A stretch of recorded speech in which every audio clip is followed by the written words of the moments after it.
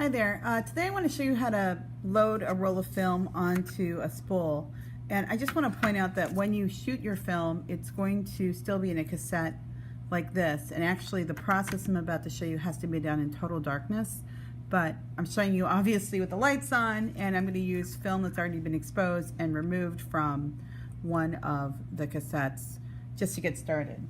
So again, everything you're doing will be done in either a film changing bag or a room of total darkness. But just so you understand the process, you're going to need a spool that looks like this, plastic reel. Did I call it spool? Reel.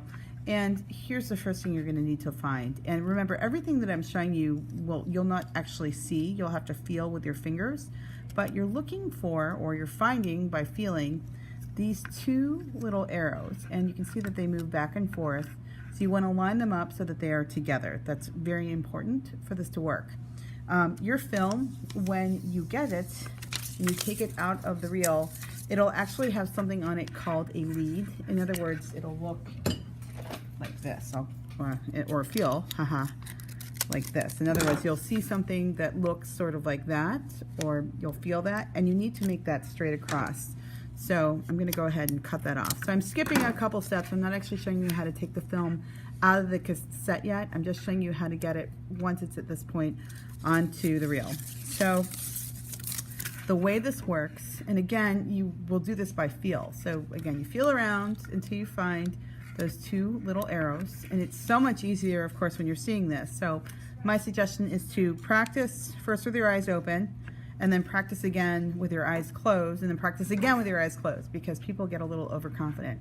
And what you want to do is physically pull this film past these two ball bearings right here.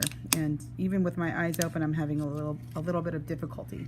But you pull it past these two ball bearings, and the trick with this is this has to be completely dry, otherwise the film will stick to it. So make sure this is a dry reel when you grab it. And if you look carefully, I'm just taking my thumb and just gently pushing the film as I go back and forth. And it's hard to tell, but the film is actually being loaded on the reel in a spiral. And when I load it, the film's not touching other parts. So it should be flat, it should be even. And honestly, if you're doing this correctly, you'll hear like a like that.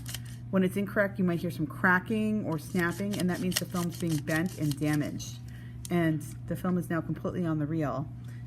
To practice this again, you can just take the film and pull it off and then try it again. So again, we're just practicing. This is not the actual process itself. I'm skipping some steps, but that's how you would practice loading film on a reel.